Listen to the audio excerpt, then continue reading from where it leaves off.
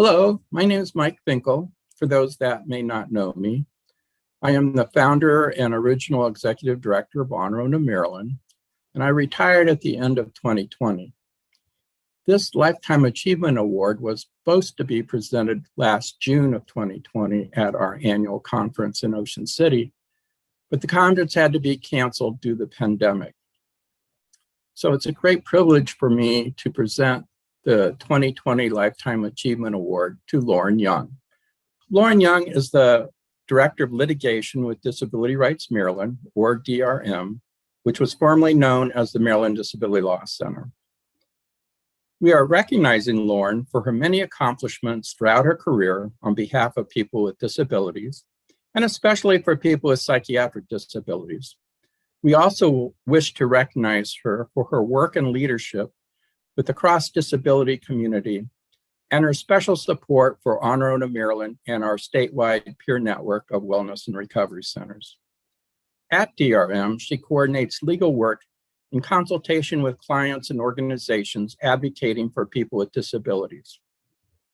Her over 20-year legal career has focused on systemic issues, which includes lawsuits to address discrimination in housing, transportation, voting, sexual assaults of individuals in state and community facilities, the unconstitutionality of a state commitment statute for persons found incompetent to stand trial, discrimination in high school athletics, and the failure of the state to provide adequate Medicaid services to people with disabilities.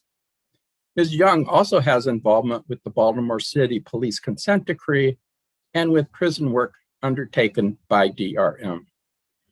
Her work as a civil rights attorney and talent for and willingness to shed light on very difficult subjects has done much to move the various systems toward one that is more humane, respectful, and competent. Lauren has made many valuable contributions to improving the behavioral health system here in Maryland and for being a champion for those who have been historically silenced and forgotten, and for helping to reduce stigmatizing attitudes and behaviors that impede recovery. On behalf of Honor Owner Maryland, it is a great honor and privilege to present Lauren Young with Honor Owner Maryland's Lifetime Achievement Award. Thank you. So thank you, Mike, for those clearly over-the-top words. There are times, and this is one of them, when the presenter and the organization say so much more than the recipient. And I really want to celebrate you all and thank you and recognize you for what you do. You've taught me so much. So many of you I've learned from Mike and Tony, Lauren, Paula, Cheryl, Emily, who we miss so much, Lauren, Ken, Katie, so many, Tanisha, Susan. And I thank you because you change people like me. So a short story. When I was a young lawyer, my very first client was in Madison, Wisconsin jail. And I went to the jail to meet the client, go through security into the cell, and a number of officers, correctional officers gathered, and they didn't have a lot of use for me. I was young, a newbie, they knew it. I was a female. They didn't see many females then. This was over 40 years ago. So they gathered as I went to the cell, and my client was naked. So they thought that was pretty funny and told me he had flushed his clothes down the toilet.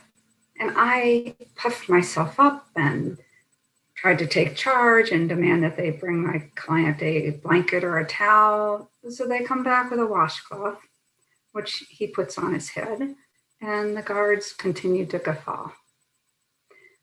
What I would do now, I know better. Now I would say to my young self, tell him how you were feeling, your client. You were cold, it was winter in Wisconsin. Ask him how he was feeling. Ask him if there was something you could do that would provide him comfort. Offer him some dignity. Don't set him up. Don't make assumptions about what he wants. Don't put your voice over his. These are things I've learned from folks in On Our Own. I continue to go into prisons. I think I'm a better person today. I continue to have a passion for decriminalizing disability. And how is it that 1/3 to 60% of people in our jails and prisons are people with behavioral health backgrounds, health issues? How is it that 1/3 to 1/2 of police fatalities are people with behavioral health issues?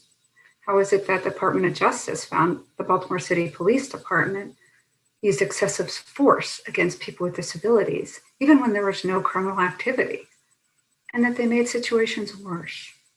How is it that last week our state attorney general submitted a brief in response to a complaint we filed about excessive force against a man with behavioral health issues, and the first 3 pages of that brief are taken up with a description of a totally different person who had shot police and had a behavioral health issue, as if to justify and to use justifying that it's okay to use force against people with disabilities, even if there are no weapons involved, no threat of violence, based on what? False assumptions.